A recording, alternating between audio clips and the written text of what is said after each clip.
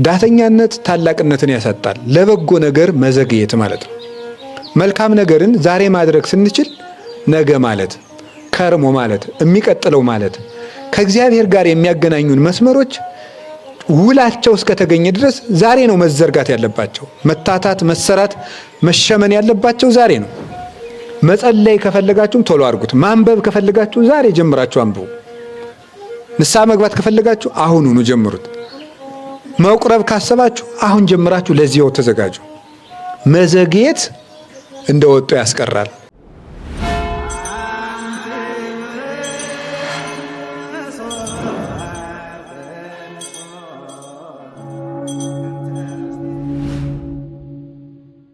በስመ አብ ወወልድ ወመንፈስ ቅዱስ አሐዱ አምላክ። በስመ አብ ወወልድ ወመንፈስ ቅዱስ አሐዱ አምላክ። በስመ አብ ወወልድ ወመንፈስ ቅዱስ አሐዱ አምላክ። ይትባረክ እግዚአብሔር አምላከ አበዊነ ቅዱሳን። የቅዱሳን አባቶቻችን ፈጣሪ አምላካችን እግዚአብሔር በቸርነቱና በይቅርታው ብዛት ለዚህ ሰዓት ስላደረሰን ስሙ የተመሰገነ ይሁን። የእናታችን የድንግል ማርያም የቅዱሳን መላእክትና የቅዱሳን አበው ረድኤታቸው ከኛ ጋር ይሁን። የተከበሩ መምህራችን መምህር አባ ገብረ ሥላሴ የገዳማችን አበምኔት፣ የተወደዳችሁ የእግዚአብሔር ቤተሰቦች ሁላችሁ አንድ አምላክ በሚሆን በአብ በወልድ በመንፈስ ቅዱስ ስም እንደምን ቆያችሁ? እንደምን ዋላችሁ? እንደምን አመሻችሁ? ቸርነት ገንዘቡ የሚሆን ፈጣሪያችን ስሙ ለዘላለም የተመሰገነ ይሁን። በመካከላችን ተገኝቶ እንዲያስተምረን እንዲመክረን ቅዱስ ፈቃዱ ይሁን። ዛሬ እንደ እግዚአብሔር ፈቃድ የምንማማርበት ርዕስ ኦሪት ዘፍጥረት ምዕራፍ 29 ቁጥር 8 ላይ የምናገኘው ኃይለ ቃል ነው። ኦሪት ዘፍጥረት ምዕራፍ 29 ቁጥር 8 ላይ የምናገኘውን ኃይለ ቃል መነሻ አድርገን የምንማማረው ብቻችንን አንችልም በሚል ርዕስ ነው የምንማማረው። ብቻችን አንችልም በሚል ርዕስ ነው የምንማማረው። ብቻችን አንችልም። እንግዲህ የዕለቱ ታሪክ ነው። በቅድስት ቤተ ክርስቲያናችን ታሪክ ስርዓት መሰረት በቅዱስ ያሬድ አከፋፈል ይሄ ወቅት ዘመነ መራዊ ነው የሚባለው። የሰርግ ወይም የሙሽርነት ወቅት እንደማለት ነው። ዘመነ መራዊ ይባላል። አሁን የካቲት 8 መራዊ ነው። እሁዱም የሚነገረውም የሰርግ የሙሽርነት ቃል ነው የሚነገረውና እሱን መሰረት አድርገን የዕለቱን ወንጌል እንማራለን። እግዚአብሔር በዕለት በዕለት ዓመቱ 52 ሳምንት ነው። 52 ሳምንት 52 ሰንበት ማለት ነው። በ52 ሳምንት 365 ቀኑ ተከፍሎ በእያንዳንዱ እሁድ ታሪክ አላትና ለነፍሳችን አስፈላጊ የሆነችውና እግዚአብሔር የመደበላት ምግብ በዚያች እሁድ ነው የምትሰጠን ማለት ነው። የ52ቱ ሳምንታት ምግብ በ52 እሁድ ነው የሚነገረው። ስለዚህ ለዚህ ለሰርጉ ሳምንት የተመደበልን ምግብ ዛሬ የሰርግን የሚመለከት ርዕስ ይሆናል ማለት ነው። በቤተክርስቲያናችን አስተምሮ ፈውስ መንፈሳዊም አንዱ የሳምንቱን ቃለ እግዚአብሔር መማማር ስለሆነ ዓላማው። ኦሪት ዘፍጥረት ምዕራፍ 29 ቁጥር 8 ላይ ያለው ኦሪት ዘፍጥረት ማለት እንደምታውቁት ኦሪት ዘልደት ማለት ነው። የልደት መጽሐፍ ነው። የልደት የመገኘት መጽሐፍ ነው። የፍጥረታት ልደት የተገኘበት፣ የሰው ልደት የተገኘበት፣ የበረከት ልደት የተገኘበት፣ የጾም ልደት የተገኘበት፣ የጋብቻ ልደት የተገኘበት መጽሐፍ ነው። ጋብቻም የተወለደው ከዚህ መጽሐፍ ነው። ጾምም የተወለደው ከዚህ መጽሐፍ ነው። ብላና አትብላ መስዋዕትም የተወለደው ከዚህ መጽሐፍ ነው። ኃጢአትም የተወለደው ከዚህ መጽሐፍ ነው። በዚህ መጽሐፍ ነው። እነዚህ ልደቶች ወደ 13 የሚሆኑ ልደቶች የመጀመሪያ ልደታቸው በኦሪት ዘፍጥረት ነው የምናገኘው። በዚህ ከምናገኛቸው ልደቶች መካከል የጋብቻ ልደት አንዱ ነው። ርዕሱም ዛሬ ገጥሞታል ማለት ነው። እንግዲህ በዚህ ከምናገኛቸው መጽሐፍት መካከል በዋናነት የሚይዙት የአበውን ታሪክ ነው። ይሄ ኦሪት ዘፍጥረት ከምዕራፍ 12 ጀምሮ እስከ ምዕራፍ 50 ድረስ ያለው ሙሉ መጽሐፉ በሶስት ሰዎች ትውልድ ላይ ያተኮረ ነው። በአብርሃም፣ በይስሐቅና በያዕቆብ። እነዚህ ሶስት የእምነት ምሰሶዎች ናቸው። በአይሁድ እምነትም የእምነት ስር የሚባሉት እነዚህ ሶስቱ ናቸው። በእስልምናም እነዚህ ሶስቱ ስር ተደርገው ይነገራሉ። በቤተ ክርስቲያናችን ደግሞ ሶስቱ አስራዋ ሃይማኖት እነዚህ ናቸው። የአብ የወልድ የመንፈስ ቅዱስ ምሳሌ የሚሆኑን በአካላቸው እንደተለዩ ሆነው አብርሃም፣ ይስሐቅ፣ ያዕቆብ ናቸው። ከነዚህ አባቶች አንዱ የዛሬው ርዕስ ያዕቆብን የሚመለከት ነው። አባታችን ያዕቆብ የይስሐቅ ልጅ ነው። ሚስቱ የይስሐቅ ሚስት ርብቃ ትባላለች። ሶርያዊት ናት። በእስራኤል በነበሩበት በከነአንና በሶርያ ሜሶፖታሚያ አካባቢ ወደ ዛሬዋ ፋርስ፣ የድሮዋ ፋርስ የዛሬዋ ኢራን ማለት ነው። እዚያ ድረስ ወደ 725 ኪሎ ሜትሮችን የሚርቅ ሀገር ነው። ከዚያ አምጥቶ ነው ይስሐቅ ሚስት ያገባው። ከዚያ ያዕቆብ እና ኤሳው ተወልደዋል። ያዕቆብ እና ኤሳው ከተወለዱ በኋላ ኤሳው ብኩርና ነበረው። ብኩርና መጀመሪያ የተወለደው የሚሰጠው ነው። ያን ብኩርና ይዞ ሲኖር ብኩርና በብሉይ ኪዳን የበረከት ምልክት ነው እና በሐዲስ ኪዳን ደግሞ የሃይማኖት ምልክት ነው። በእግዚአብሔር ያለን ቦታ ብኩርና ይባላል። በእግዚአብሔር ዘንድ ያለች ባለሟልነት ናት። ስለዚህ ኤሳው በኩር ነው። ነገር ግን ከእናቱ ጋር አይዋደድም ነበር። ደጅ ደጁን የሚውል ሰው ነበረ። ያዕቆብ ደግሞ ቤት የሚውል ሰው ነበር። እናቱን ይረዳል። ከዕለታት በአንድ ቀን ያዕቆብ ቤት ስለሚውል እናቱ ንፍሮ ሰጥታው ሲመገብ ኤሳው በውጭ በጫካ ውሎ አደን ሳይቀናው መጥቶ ርቦት ሳለ ወንድሙ ሲበላ አገኘው። ከምትበላው ስጠኝ አለው። አንተም ብኩርናህን ስጠኝ አለው። ይሄ ብኩርና ምግብ አላበላኝ፣ ምን አድርጎልኛል? ውሰደው አለው። በእግዚአብሔር ምለ ስጠኝ አለው። በእግዚአብሔር ምሎ ብኩርናውን ሸጠለት። ይህንን ብኩርና ከሸጠ በኋላ ይስሐቅ አረጀ። አርጅቶ ከዕለታት አንድ ቀን ፀሐይ ሲሞቅ ኤሳውን ስለሚወድ ልጄ የመሞቻዬ ጊዜ ደርሷል፣ ምግብ እንደምወደው አድርገህ አውሬ አድነህ አዘጋጅተህ ስጠኝና ያን በልቼ ልመርቅህ አለው። ቢቸኩል የአደኑን ልብስ ትቶ የዘወትር ልብሱን ለብሶ ሄደ። ይሄንን ርብቃ ትሰማ ስለነበር እሷ ደግሞ ያዕቆብን ስለምትወድ ልጄ ይቺ ቀን የበረከት ቀን ናት፣ አባትህ ለኤሳው በረከት እሰጥሃለሁ ሲል ሰምቼዋለሁ። በረከት እንዳያልፍህ ከመንጋችን ግባና የሰባውን የወፈረውን በግ አርደህ ስጠኝና አባትህ እንደሚወደው አድርጌ ሰጥቼ ልስጥህና ያንን ወስደህ አብልተህ በረከት ተቀብለህበትና አለችው። አባቴ ቢረግመኝሳ አላት። መርገሙ በእኔ ላይ ይሆናል፣ ግድ የለህም አለችው። ከበጎቹ የሰባውን የወፈረውን አምጥቶ አርዶ አስልቶ ሰጣት። እሷም ባለቤቷ እንደሚወደው አድርጋ ሰርታ ሂድና ከአባትህ በረከት ተቀበል ብላ ሰጠችው። የሰውነቱን ደም ቀብታ የያዕቆብ አካሉ ለስላሳ ነው።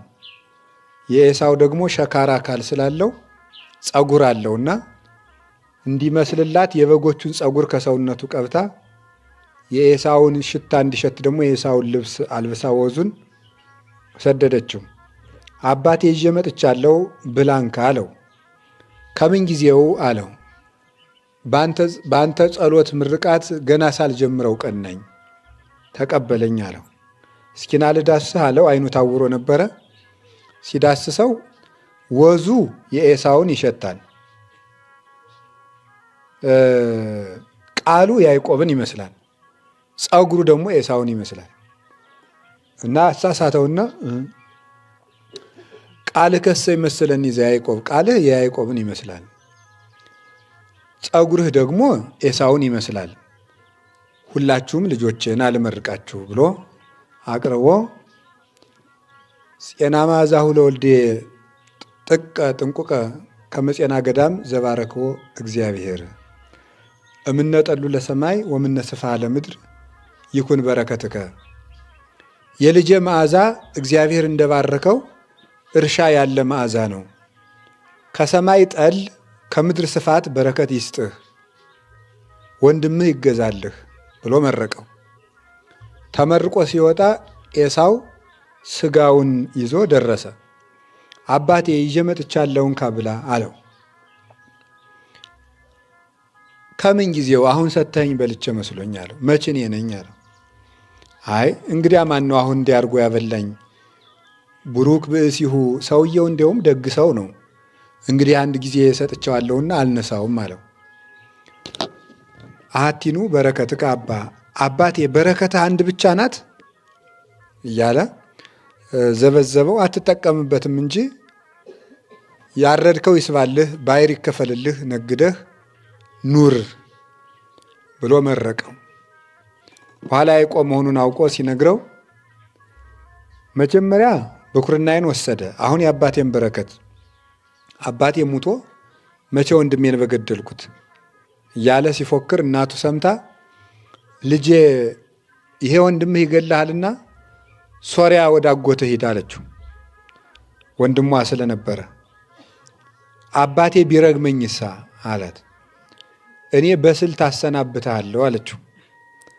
ገብታ ቀድሞ ይሄ ትልቁ ልጄ ከነዚህ ከጣዖት አምላኪዎች ተጋብቶ ሲያሰድበኝ ኖረ።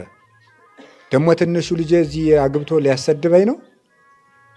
ወዲያ ወደ አጎቱ ሂድ አለችው በብልሃት።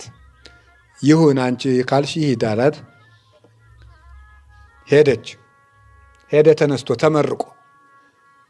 ተመርቆ ሄዶ ሎዛ የሚባል ቦታ ሲደርስ መሸበት።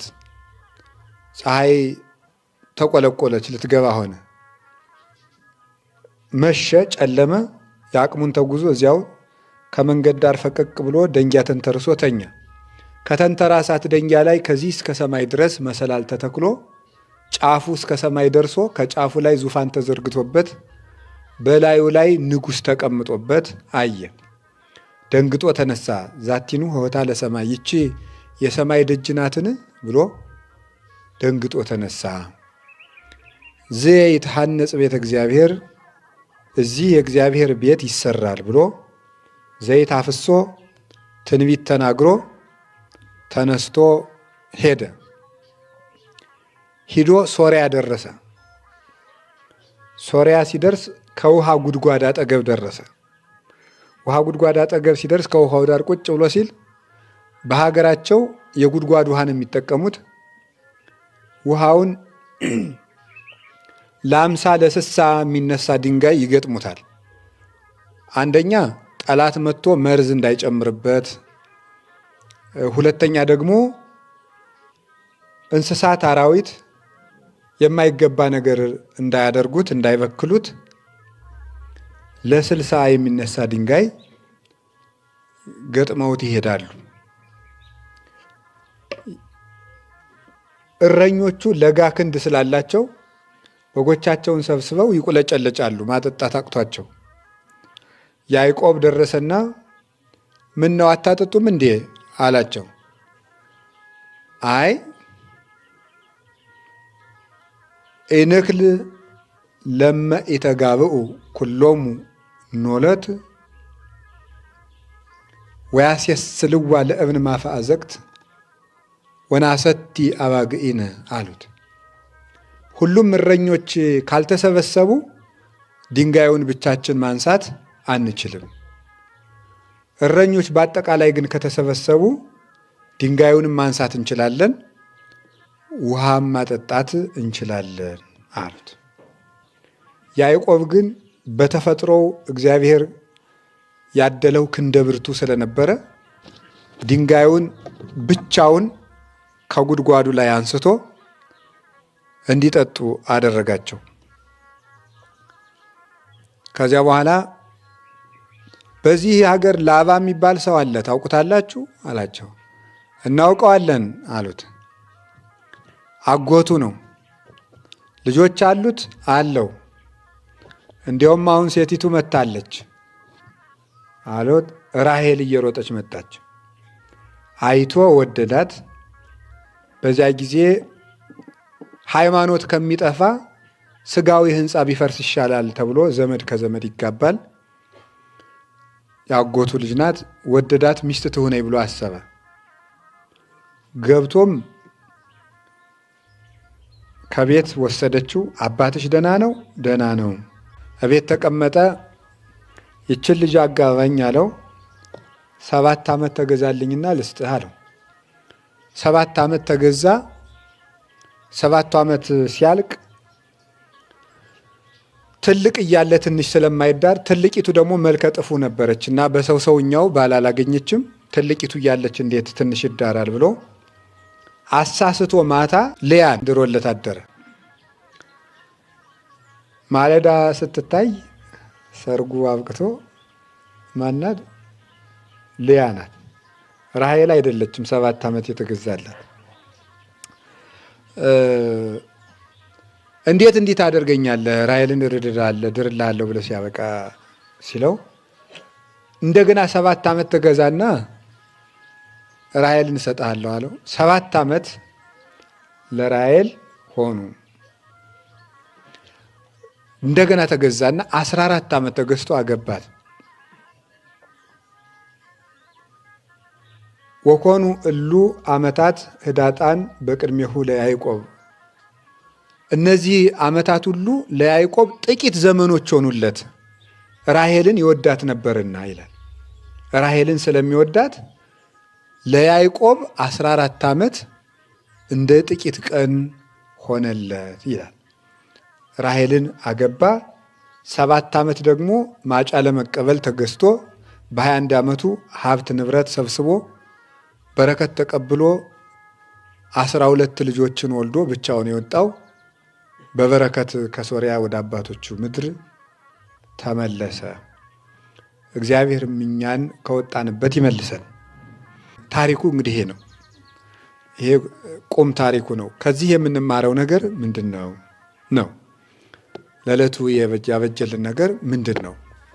የመጀመሪያው ከሰሙ የምንማረው ባለፈውም በዚህ ጉባኤ በጥምቀት በነበረን ጉባኤ ላይ እዚህ ለነበራችሁ ስነግራችሁ ነበር። የሚያገናኘው ርዕስ ስለነበረ ከዚህ የምንማረው የመጀመሪያው ያዕቆብን ብኩርና አሳጥቶታል።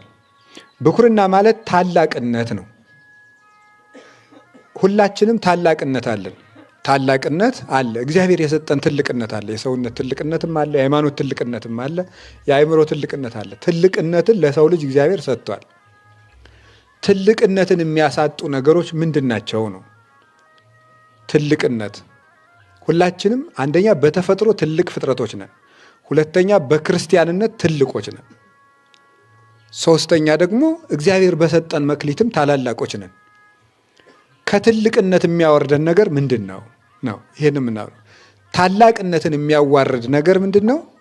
ብኩርና የእድሜ ብቻ ሳይሆን የእውቀት ታላቅነት አለ፣ የጸጋ ታላቅነት አለ፣ የተፈጥሮ ታላቅነት አለ፣ የሃይማኖት ታላቅነት አለ። እነዚህን ታላቅነቶቻችን የሚያወርዱን ነገሮች ምንድን ናቸው? የመጀመሪያው ከእናት ጋር አለመዋል ነው።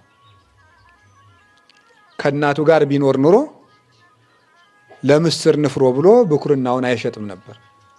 ከእናቱ ጋር ቢኖር እናቱ ጋር ፍቅር ቢኖረው፣ ይሄ ለእኛ የሚያስረዳም የገዛ እናቱን ንፍሮ ታላቅነቱን ሽጦ በላው፣ ገዝቶ በላ። የእናቱን ንፍሮ እናቱ የምትሰጠውን በቀላሉ ያ ምንድን ነው?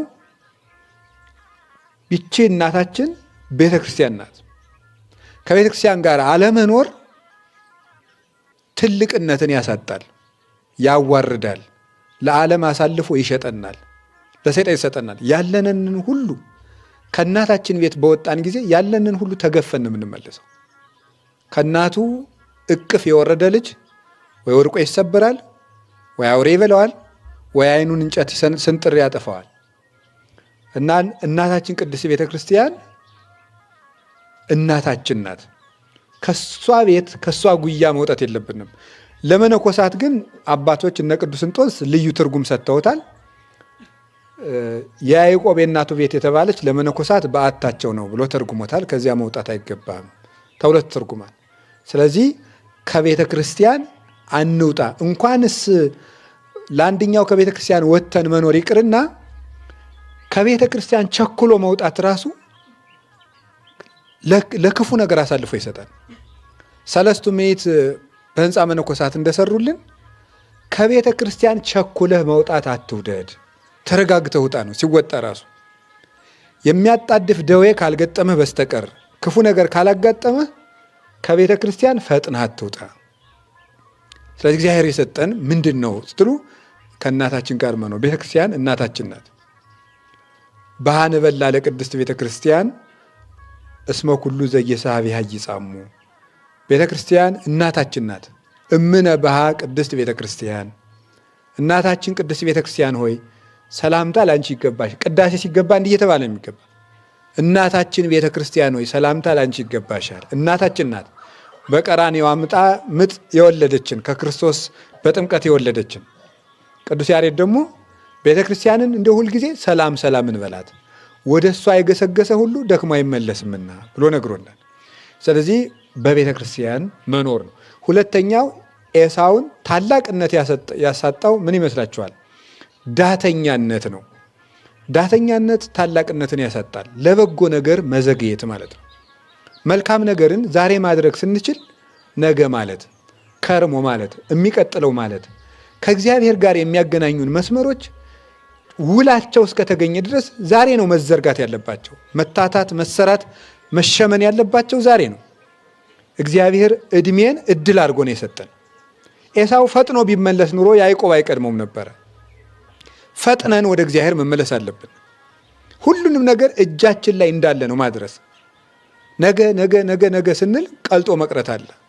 የአባታችን በረከት ሳንመለስ ሳንቀበል ወደ እናታችን ቤት ሳንመጣ በረከቱ ከእኛ እጅ ይወጣል። ስለዚህ ቶሎ እንምጣ ወደ ቤት። እግዚአብሔር አሰማርቶናል። በዚህ መሰማራት በዓለሙ መሰማራት ነው። ካሰማራን ቶሎ ብለን አባታችን ወዳለበት ወደ እናታችን ቤት ወደ ክርስቲያን ቶሎ መመለስ ነው። መታረቅ ካፈለጋችሁ ቶሎ አድርጉት። መጸለይ ከፈለጋችሁም ቶሎ አድርጉት። ማንበብ ከፈለጋችሁ ዛሬ ጀምራችሁ አንብቡ። ንስሐ መግባት ከፈለጋችሁ አሁኑኑ ጀምሩት። መቁረብ ካሰባችሁ አሁን ጀምራችሁ ለዚያው ተዘጋጁ።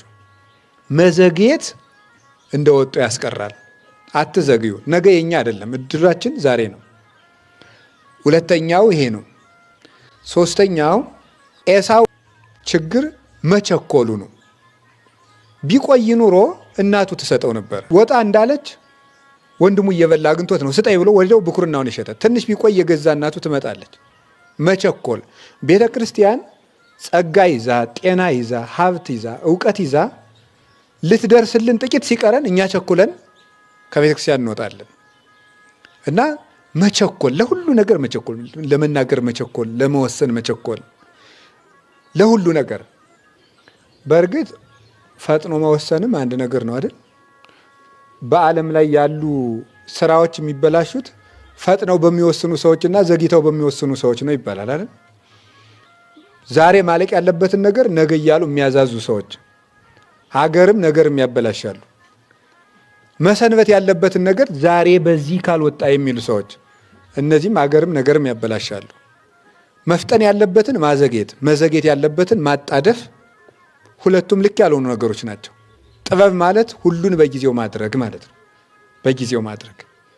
ስለዚህ መቸኮል፣ እግዚአብሔር ይመጣል። ያለንበት ቦታ ላይ እንቆይ። ያ የሆነ እንደሆነ የትዕግስት ዋጋ ትገኛለች እና ምድራዊነቱም ሆዳምነቱም ጭምር ነው ይባላል። ኤሳው ከአባቱ ተባርኮ ምስጢር ግን አለው። መንፈሳዊ ምስጢሩ ግን ምንድን ነው? ኤሳው ማን ነው? አዳም ነው አይደል? ያዕቆብ ማን ነው? ጠየቅኳችሁ፣ ይቅርታ። ኤሳው ማን ነው? አዳም። ያዕቆብ እሳ ማን ይመስላችኋል? ክርስቶስ ነው። ይስሐቅ ማን ነው? እግዚአብሔር አብ ነው። አባቱን ማስደሰት ያልቻለው ልጅ ትልቁ ልጅ ማን ነው? እግዚአብሔርን ማስደሰት ያልቻለው ማን ነው? አዳም። በኋላ መጥቶ አባቱን ያስደሰተው ልጅ ማን ነው? ስጋ ለብሶ መጥቶ አብን ያስደሰተው ማን ነው? እሱ ወልድ ነው። ዝንቱ ውእቱ ወልደ ዘአፈቅር ወሎቱ ስምዎ፣ የምወደው የማፈቅረው ልጄ ይህ ነው እሱን ስሙት ብሎ እግዚአብሔርን ያስደሰተ ባቀረበው መስዋዕት አንከረ አብ ዝንቱ መስዋዕት ብሎ ቅዱስ ዮሐንስ አፈወርቅ እንደነገረን እግዚአብሔር አብን ያስደነቀ ያስደሰተ መስዋዕት ያቀረበ ዘአይረገ ላብሁ ርእሶ ጣነው መስዋዕተ ስሙረ፣ ራሱን ለአባቱ የተወደደ ንጹሕ መስዋዕት አድርጎ ያቀረበ እርሱ ነው ትንሹ ልጅ የተባለው። አባቱን አስደስቶ እኛን ያዳነን ክርስቶስ ነው።